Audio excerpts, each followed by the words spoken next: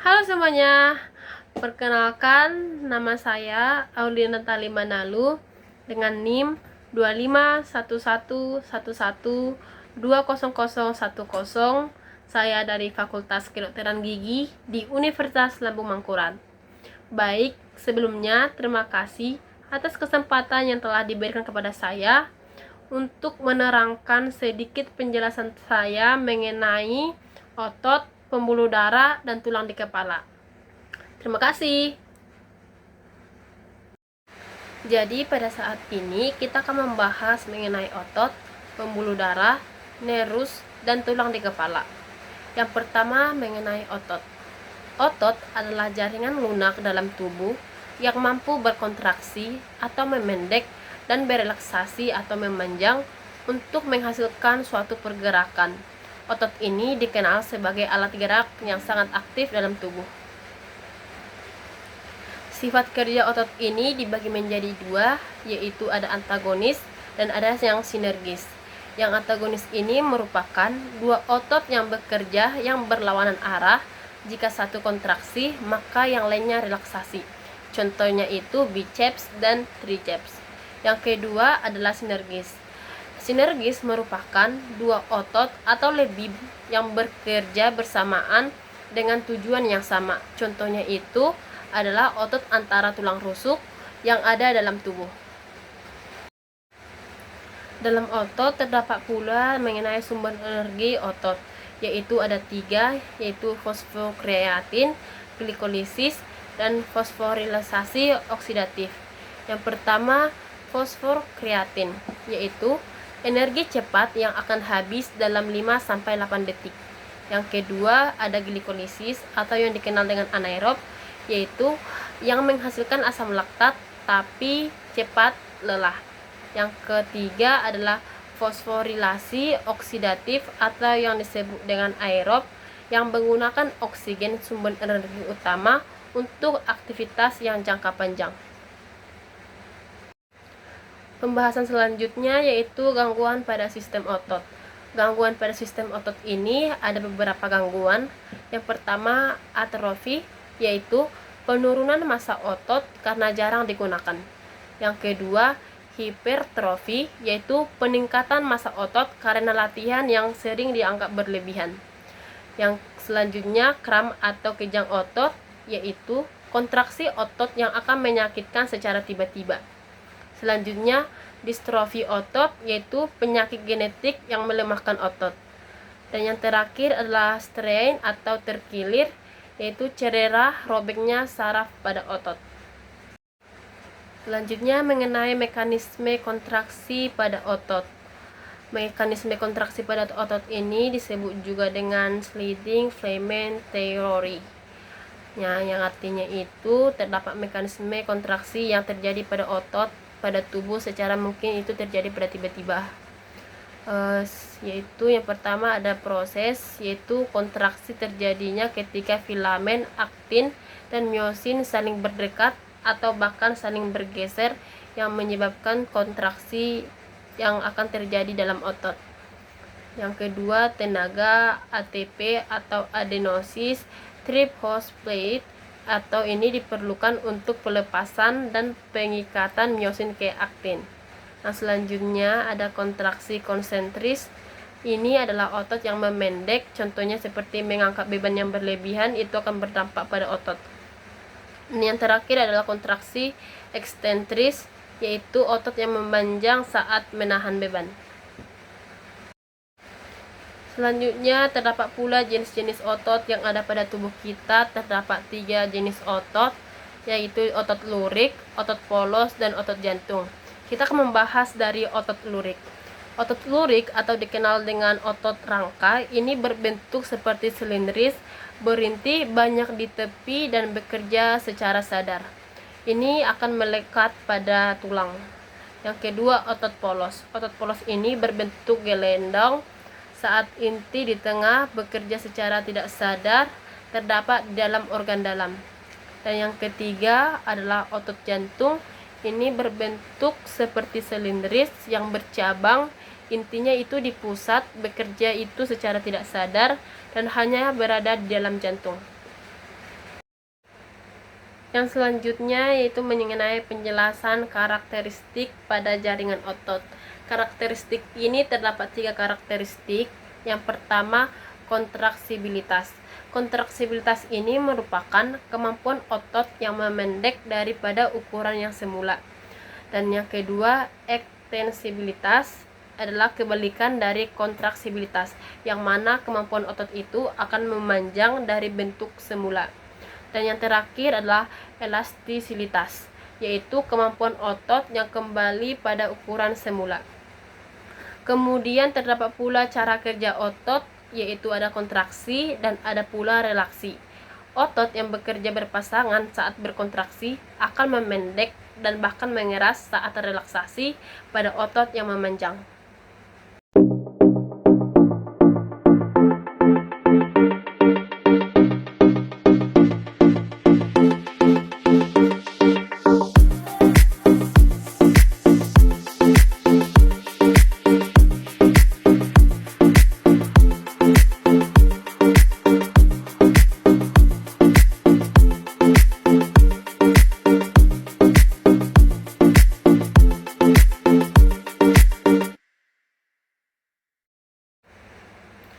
Baik, pembahasan pada jaringan otot sudah selesai, kita lanjut pada pembuluh darah. Pembuluh darah merupakan komponen utama sistem kardiovaskular. Sistem ini berperan dalam mempertahankan keseimbangan fisiologis. Tubuh melalui pembuluh darah dapat mengalir membawa oksigen, nutrisi, hormon, serta zat tersisa metabolisme ke seluruh tubuh. Pembuluh darah adalah saluran berbentuk tabung yang berfungsi mengalirkan darah ke seluruh tubuh. Pembuluh darah bekerja sama dengan jantung sebagai alat sirkulasi darah. Pada manusia dewasa, total panjang pembuluh darah mencapai kurang lebih 100.000 km. Fungsi umum pembuluh darah yaitu terdapat 4 fungsi. Yang pertama, mengalirkan darah dari jantung ke jaringan tubuh. Yang kedua, mengembalikan darah dari jaringan kembali ke jantung. Yang keempat, menjadi tempat pertukaran gas, nutrisi, dan zat sisa metabolisme. Dan yang kelima, membantu pengaturan suhu dan tekanan darah. Pembuluh darah berdasarkan struktur dan fungsinya dibagi menjadi arteri, vena, dan kapiler. Yang pertama adalah arteri. Arteri adalah pembuluh darah yang membawa darah keluar dari jantung. Ciri-ciri dari arteri terdapat beberapa ciri-ciri. Yang pertama, dinding tebal, kuat, dan elastis. Yang kedua, tekanan darah tinggi. Yang ketiga, tidak memiliki katup. Dan yang keempat, umumnya arteri membawa darah yang kaya akan oksigen. Fungsi dari arteri adalah menyalurkan darah beroksigen ke seluruh jaringan tubuh. Yang kedua ada vena, yaitu vena adalah pembuluh darah yang membawa darah menuju jantung. Ciri-ciri dari vena ini kebalikan dari arteri, yang mana dinding lebih tipis dan kurang elastis dibandingkan dengan arteri. Tekanan darah yang rendah, memiliki katup untuk mencegah aliran darah, dan umumnya membawa darah kaya karbon dioksida. Fungsi dari vena ini untuk mengembalikan darah dari jaringan tubuh ke jantung. Yang selanjutnya pula ada kapiler. Kapiler sendiri adalah pembuluh darah yang terkecil yang menghubungkan arterior dan venula. Ciri-ciri dari kapiler ini, dindingnya itu sangat tipis, bahkan satu lapis sel endotel. Dan ciri-ciri selanjutnya itu ada aliran darah yang berlangsung sangat lambat. Fungsi dari kapiler ini adalah tempat terjadinya pertukaran oksigen, karbon dioksida, nutrisi, dan zat sisa antara darah dan sel tubuh. Selanjutnya dalam pembuluh darah terdapat struktur dinding pada pembuluh darah. Pembuluh darah terdiri dari 3 lapisan utama. Ada tunika intima, yaitu lapisan terdalam yang tersusun dari endotel. Yang kedua, lapisan media. Lapisan media ini tersusun dari otot polos dan serabut yang elastis. Lapisan media ini yaitu paling tebal dari arteri. Yang selanjutnya adalah tunica adventitia, yang mana tunica adventitia ini adalah lapisan terluar yang berfungsi sebagai pelindung. Adapun peran klinis pembuluh darah yaitu gangguan pada pembuluh darah dapat menyebabkan berbagai penyakit seperti hipertensi, aterosklerosis, varises, trombosis. Nah, pada pembuluh darah, pemahaman pembuluh darah sangat penting dalam tindakan medis, prosedur bedah, dan diagnosis dan terapi pada pasien. Selanjutnya, dalam pembuluh darah terdapat mekanisme aliran darah yang dimulai darah mengalir dari tekanan tinggi hingga ke tekanan rendah. Darah mengalir dari arteri menuju ke arteriol hingga ke kapiler dan menuju ke venula hingga menuju ke vena. Kecepatan aliran paling lambat terjadi di kapiler hingga dipengaruhi oleh tekanan darah, diameter pembuluh, dan resistensi perifer. Dalam pembuluh darah ini terdapat kesimpulan yaitu pembuluh darah merupakan komponen vital sistem kardiovaskular yang terdiri dari arteri, vena, dan kapiler, dan struktur dan fungsinya yang berbeda-beda. Pemahaman yang mendalam mengenai pembuluh darah sangat penting bagi mahasiswa kedokteran dan praktik klinis. Sistem peredaran darah manusia bersifat tertutup karena darah selalu mengalir di dalam pembuluh dan bersifat ganda karena darah melewati jantung 2 kali dalam satu siklus. Peredaran pertama adalah peredaran pulmonalis atau peredaran kecil. Darah dari bilik kanan dipompa menuju paru-paru melalui arteri pulmonalis untuk melepaskan karbon dioksida dan mengambil oksigen. Setelah itu darah kembali ke serambi kiri melalui vena pulmonalis. Peredaran darah kedua adalah peredaran sistemik atau peredaran besar. Darah beroksigen dari bilik kiri dipompa keluar melalui aorta menuju seluruh tubuh untuk mengantarkan oksigen dan nutrisi. Selanjutnya, darah yang telah membawa karbon dioksida kembali menuju jantung melalui vena cava dan masuk ke serambi kanan.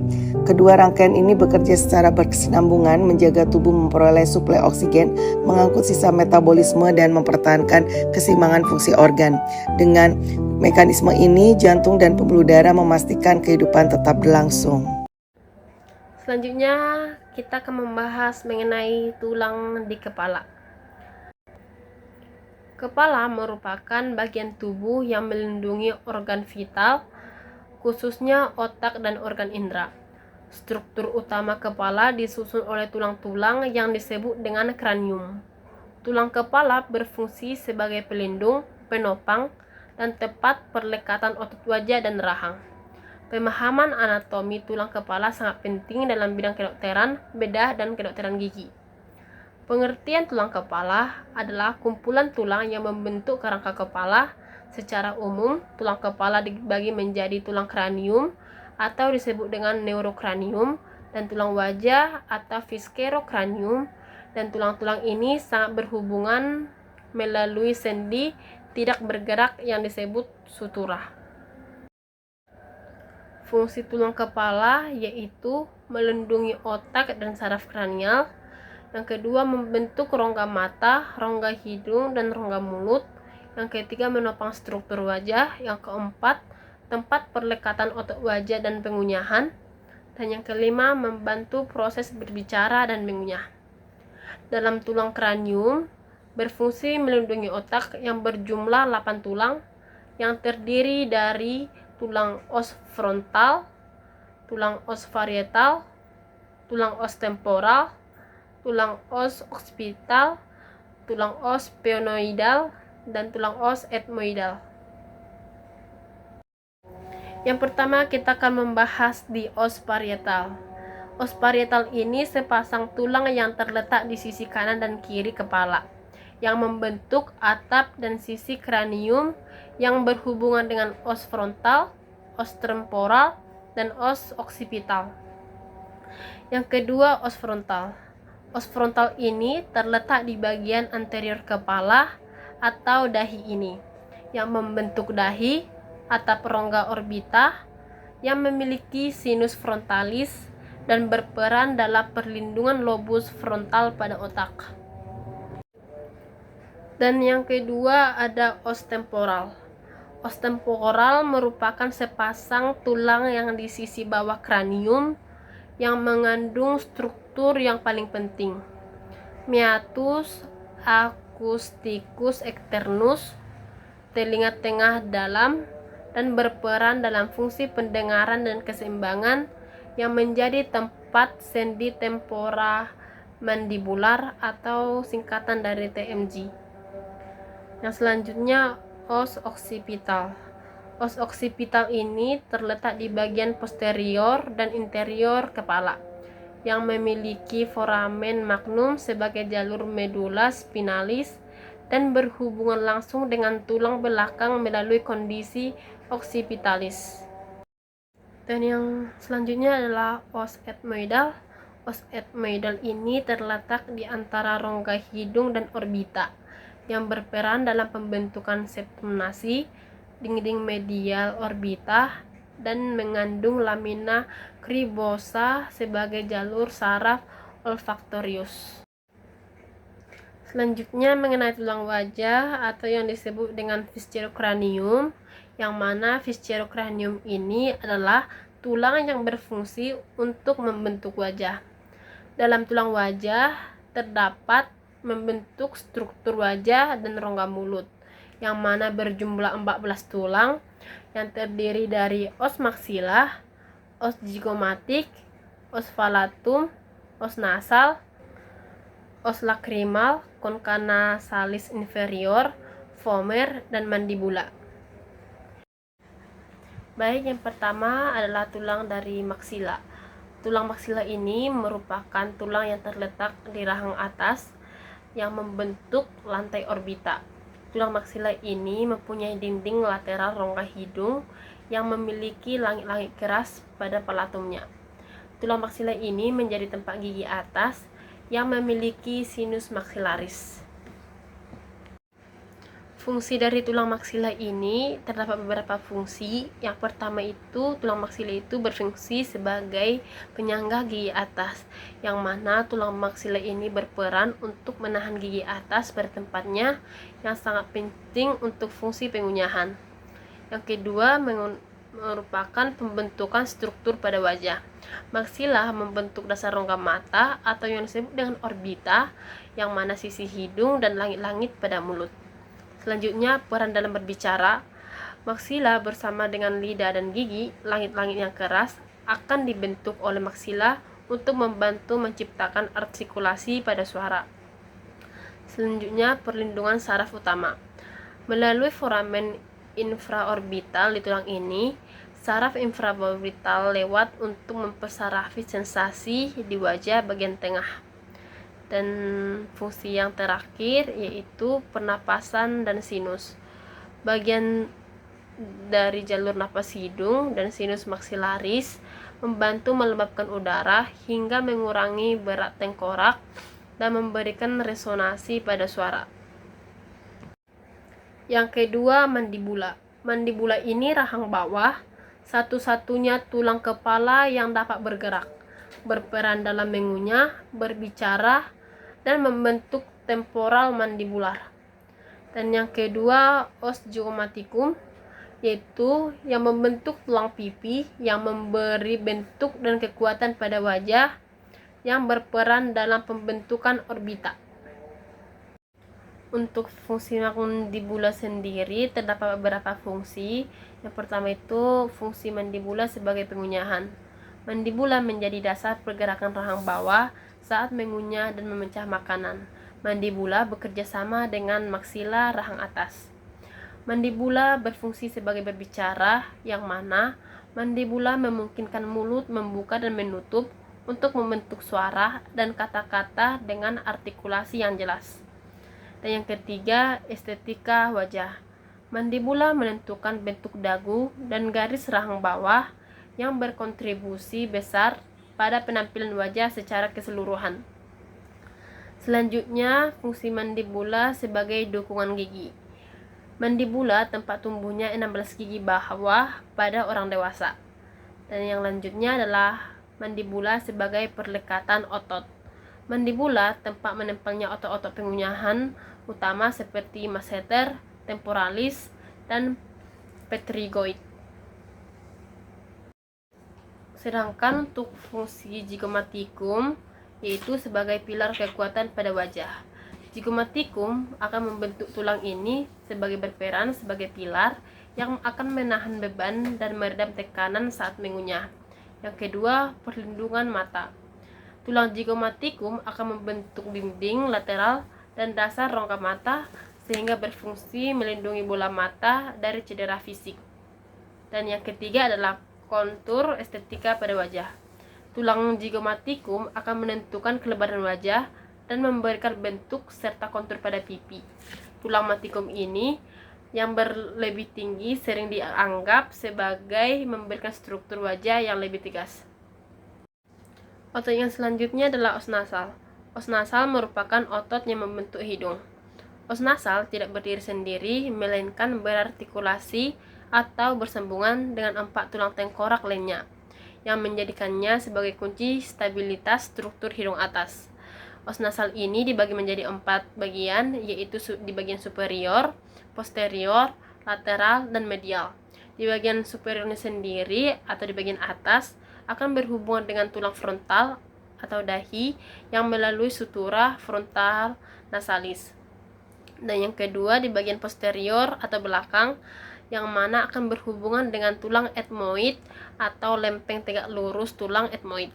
Dan yang ketiga adalah lateral di bagian samping yang akan berhubungan dengan prosesus frontalis dari tulang maksila.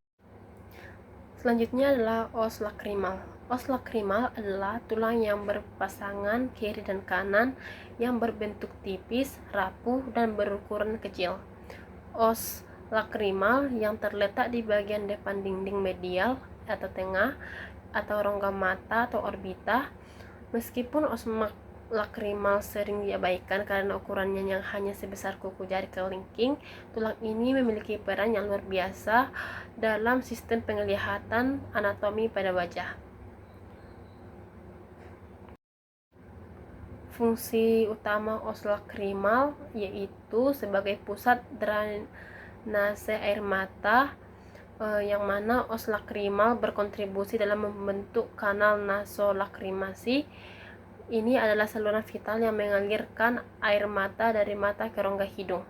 Yang kedua, dukungan struktural, yang mana os lakrimal memberikan dukungan struktural pada aparatus lakrimal atau sistem penghasil dan penyalur air mata. Dan yang ketiga adalah perlindungan mata, yang mana os lakrimal akan membentuk bagian dari dinding media orbita yang menopang bola mata dan jaringan lunak di sekitarnya. Selanjutnya adalah tulang os palatum atau palatinum. Tulang os palatum ini terdiri dari dua lempeng utama yang saling tegak lurus yang membentuk huruf L, yaitu lempeng horizontal yang berbentuk segi 4 dan membentuk bagian belakang atau posterior dari langit-langit keras, yaitu palatum durum. Bagian ini akan bersatu dengan lempeng horizontal dari sisi sebelahnya di garis tengah. Yang kedua, lempeng vertikal. Lempeng vertikal akan berbentuk tipis dan meninggi yang berkontribusi pada dinding lateral rongga hidung dan membentuk dinding media sinus maxillaris. Dan yang ketiga adalah prosesus atau tonjolan, yang mana memiliki 3 prosesus utama, yaitu prosesus orbitalis, prosesus sphenoidalis, dan prosesus piramidalis, yang berartikulasi atau bersambungan dengan tulang di sekitarnya seperti sphenoid, maksila, dan vomer. Untuk fungsinya sendiri yaitu os palatum berfungsi sebagai pembentukan palatum durum, sebagai pemisah rongga dan penyokong rongga mata, serta rumah saraf pada pembuluh darah, yang mana rumah saraf dan pada pembuluh darah ini, tulang ini memiliki lubang-lubang kecil yang menjadi saluran bagi saraf dan pembuluh darah penting, sehingga saraf ini bertanggung jawab atas persarafan langit-langit mulut dan pemberian sinyal rasa sakit pada gigi dan mulut. Concha nasalis inferior. Congca nasalis inferior ini adalah struktur tulang yang berpasangan yang terletak di dinding lateral rongga hidung. Berbeda dengan congca nasal superior dan tengah yang merupakan bagian dari tulang ethmoid, congca nasalis inferior adalah tulang yang terpisah dan yang berdiri sendiri. Tulang ini akan berbentuk lempengan tulang spons yang melengkung secara horizontal seperti gulungan kertas yang menonjol ke dalam rongga hidung. Struktur dari tulang congca nasalis inferior ini yaitu tulang ini terdiri dari tulang tipis yang melengkung dan dilapisi oleh membran mukosa yang tebal, vaskular, dan memiliki silia. Untuk artikulasi tingginya, selaput lendir di atas congca inferior memiliki ruang vaskular yang besar yang dapat melebar atau menyempit yang berfungsi sebagai mengatur lembar saluran hidung. Dan untuk lokasi dan meatusnya terletak di bawah rongga hidung, di bawah congca nasalis media, yang dibawa oleh congca nasalis inferior terdapat saluran udara yang disebut meatus nasalis inferior. Untuk artikulasinya sendiri, tulang ini berartikulasi dengan tulang maksila, tulang palatina, dan tulang lakrimal. Untuk fungsi congca nasalis superior interior ini sebagai pemanasan atau warming, yang mana pembuluh darah yang banyak di mukosa congca berfungsi menghangatkan udara dingin yang masuk agar mencapai suhu tubuh sebelum mencapai paru-paru. Yang kedua, untuk melembabkan, yang mana selaput lendir mengeluarkan lendir dari cairan untuk melembabkan udara kering untuk mencegah iritasi saluran napas bawah. Dan yang ketiga ada penyaringan atau filtering, yang mana silia dan lendir menjebak debu yang partikel asing dan bakteri lalu menyapu ke arah tenggorokan untuk ditelan atau dikeluarkan. Dan untuk fungsi yang terakhir yaitu mengarahkan aliran udara, yang mana struktur turbinat memaksa udara berputar atau turbulensi untuk memastikan udara berkontak maksimal dengan mukosa untuk efisiensi pernapasan. Sedangkan untuk vomer sendiri adalah tulang tunggal yang tidak berpasangan yang berbentuk tipis, pipi, dan menyerupai mata bajak yang terletak secara vertikal di garis tengah rongga hidung. Untuk lokasi vomer sendiri, posisinya vomer terletak di bagian posterior inferior septum hidung yang memisahkan rongga hidung kanan dan kiri. Untuk strukturalnya sendiri, tulang ini sangat tipis tetapi keras dengan dua permukaan kanan kiri yang memiliki alur khusus untuk tempat lewatnya saraf dan pembuluh darah nasopalatina. Sedangkan untuk artikulasinya, vomer bertindak sebagai jangkar yang terhubung dengan beberapa tulang tengkorak lainnya seperti superior, inferior, dan anterior. Untuk superiornya sendiri bersambung dengan tulang sphenoid dengan lempeng tegak lurus tulang ethmoid. Untuk di bagian inferiornya menyatu dengan cresta nasal dari tulang maksila dan tulang palatina. Untuk bagian anteriornya, tulang ini terhubung dengan rawan septum hidung. Untuk fungsinya sendiri, fungsinya sebagai pembentuk septum hidung, mengatur aliran udara, dan struktur wajah.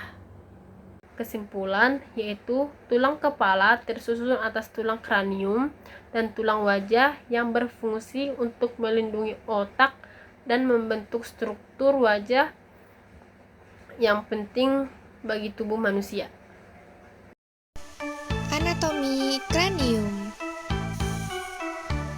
Frontal, parietal, temporal, occipital, nasal, maksila, mandibula, zygomaticus, nasal, maksila, mandibula, zygomaticus, sphenoid, ethmoid. Itulah tulang tengkorak, disebutnya kranium, semuanya hafalkan. Demikian yang dapat saya sampaikan. Sudah berhujung presentasi kali ini. Apabila terdapat kesalahan dalam penyampaian kata, mohon dimaafkan. Terima kasih.